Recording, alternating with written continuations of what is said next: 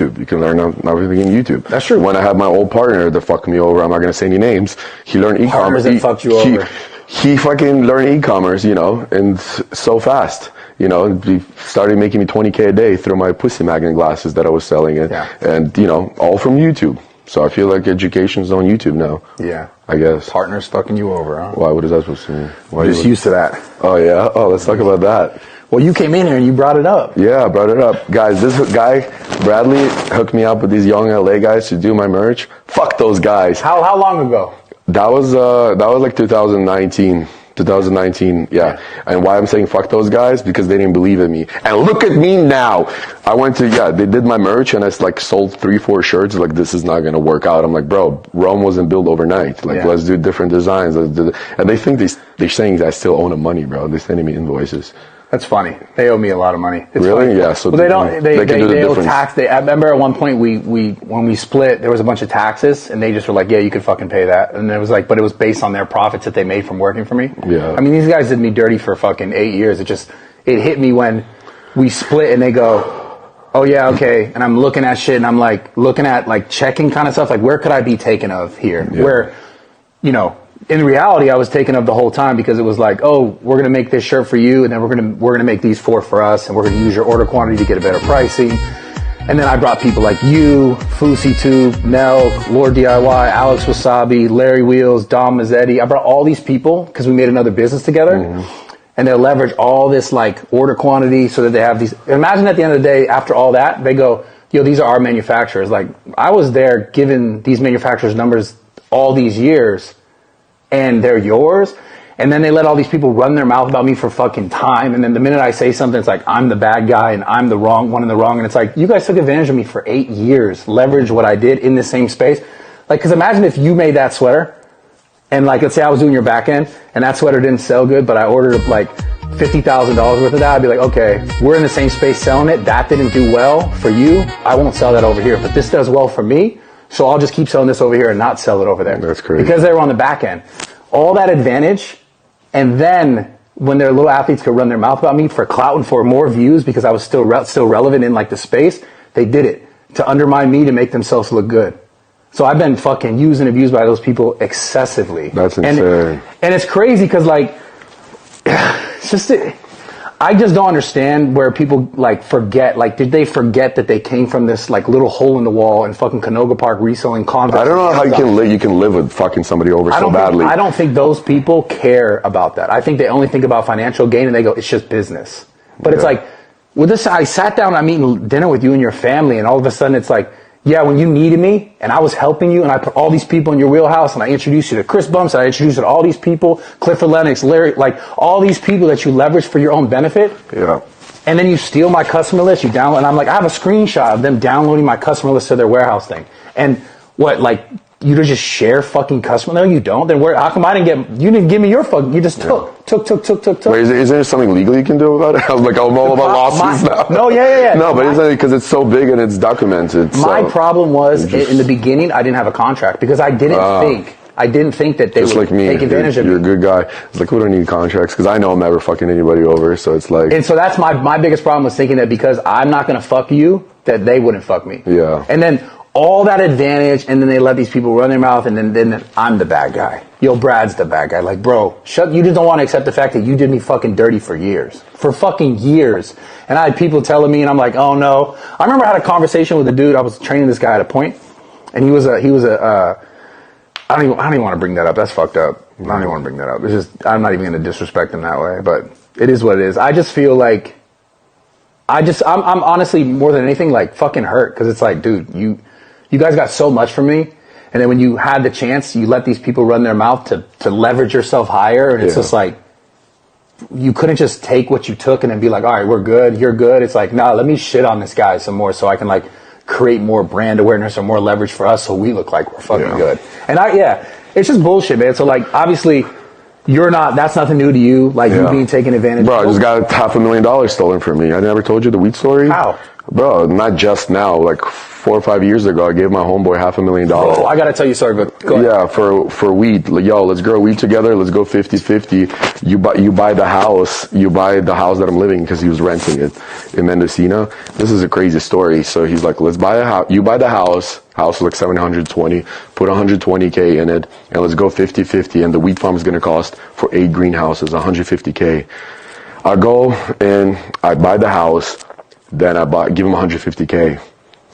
Like a month later, bro, we need more money, Corona, blah, blah, blah. Give me 60 G's more. You're already 150K in. You're like, all right. Yeah. And the return's supposed to be crazy. Yeah. Like, I don't want to get into it, but whatever. End up giving him $420,000, bro, for him just to fuck me over. He grew the wheat, never sold it. People said it was dog shit. And the worst part about it, it's all over the news, is that it was my house. So I said, bro, I need to sell my house. Like, I need to get out of debt. Like, I need to sell this house. He goes, no, this is my house. And his name, he never signed anything. It was my house. Everything was under me. So I was like, you know what? I had this guy, I called him. He was like my manager assistant. He lives doesn't matter where he lives. So I called him. I was like, bro, I need you to go there, put everything in the storage, his shit, and just leave the truck on U-Haul, tell him. And I was like, but he's a gangster. He has guns. Like, be careful. He goes, I'm going to bring my fucking goons, bro. We're good. We're good. He goes there to the house, packs it. That guy that fucked me over watches through security cameras that they're packing his house. He shows up and meets my guy at a restaurant. Like, there's 1 or 2 restaurants, whatever. It doesn't matter. He immediately punches him straight in the face. My boy, and my boy calls me, he's like, oh, he leaves. He just punched me in the face, like, push it in you, like. I was like, bro, you gotta fucking press charges. Fuck this guy, like this and this. I was like, what happened to your goons? Oh, they weren't there. Then what happens? He calls the cops, and the cops and then he goes back to the house to finish the job, and that motherfucker that fucked me over comes with a truck full of people with guns, bro. What the fuck? To the house while the goons, they're by gangsters, and the same time the truck pulls up, the cops pull up. So he was holding the gun to his head. He's like, I'm gonna fucking kill you right now, motherfucker. Cops pull up from an 1.5 hour phone call, and they just run and they flee in the bushes. It's all over online. It's on the news, bro. What the fuck? Yeah, so, bro, can you believe it? That hurts, bro. Yeah. And people are like, bro, every day you're gonna make so much money, cash with me, blah, blah, blah. We're gonna flip it. This is gonna be a great fucking business, bro. And, yeah, and I'm not here to complain. That was my last straw. I don't fucking trust anybody, bro. Bro, I don't fucking trust. telling me. You know what's funny about that exact story? The weed business. Before I had any money, this is back in like, I don't even know, like. This is your weed business.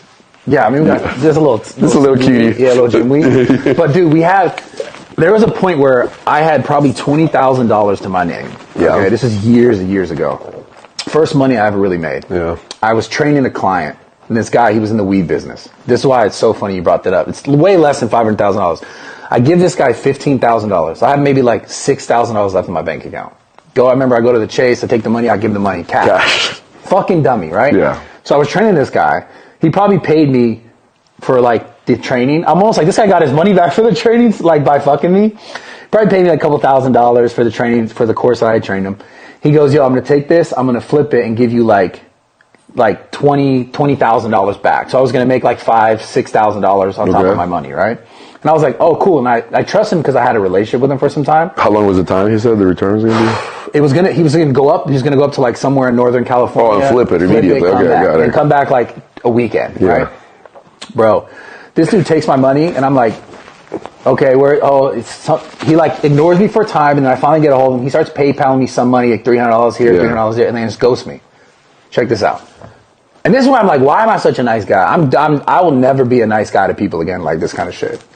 2 years later, he completely ghosts me. I see this motherfucker. Now at this point, I have way more to lose. I have way more money. I've grown on social. Of course. I see literally this guy ghosts me. I see this guy at a bar on PCH in Santa Monica. Holy shit. I walk in with my buddy Mike at the time, the Dom Bro Science guy. I walk in, and this guy's sitting right here, and I go up to him. I'm like, I grab him. And I say, shit. motherfucker, come outside with me. His heart probably dropped. Bro, imagine you haven't seen me for 2 years and you robbed me. You know you robbed me. I grab him. I take him I said, take me to your fucking car. Take him to his car. I take out his wallet. I still have a picture of his ID in my phone. Yeah. And I'm like, I want to beat the fuck out of this. Then you would lose everything, of course, because you have so much already. I'd lose everything. So he ended up like giving me some money there, and then he PayPal'd me like a few more times again. Never heard from him again. But bro, it sucked. Wait, you let him go? Exactly. You didn't let him. She should PayPal you everything right there and then. Oh, I don't have it. I'm working. It's same bullshit. But at least he still did more. He a little bit, but like my other option was beat the fuck out of him and leave, and I couldn't do it. I was like, I'm just gonna fuck my life up for like this fucking dickhead who fucked me over. But I just remember at that time when I was younger, it was everything to me because like I had just started making money, and he basically stole like all of it. Yeah. And so, yeah, man, I'm not at all new to being fucked over. And then the social media, like you just have so many fucking sharks. What about the Vitaly and Sensor? Did you hear that story? When I first started with actually calling me the guy from, I call him the guy from the basement. He's good, but he introduced me to this Miami scammer that he's gonna help me build the site and everything. And launching Vitaly and Sensor, I made $200,000 in the weekend. And this guy, he had this bank system, whatever, for nudity content and stuff like that. And he never sent me the money, bro. He made $200K. So he made $200K. I kept saying, yo, send me the money, wire me the money. He would write me out checks. He's like, it's coming tomorrow. It's coming tomorrow. It's coming tomorrow. Then he ships me a check. And I'm fucking, dude, it's a month. He says the wire's coming. I'm having problems. And I believe that. I was such a gullible motherfucker. Good-hearted.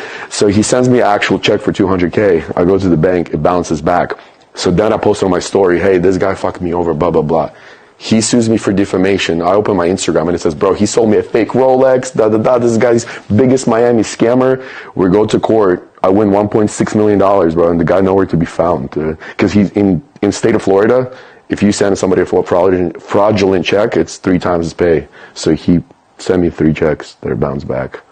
So you didn't get anything? I didn't get anything. I won 1.6. I paid my lawyer $75K to win this case. And I don't know. Look, they're collecting money for me. I need to hit up the fucking debt collector. What's up? Yeah. It's fucking weird how it's always like... Dude, just always, bro. Just always getting fucked. Yeah. I don't trust anybody, bro. I'm so mean now to people.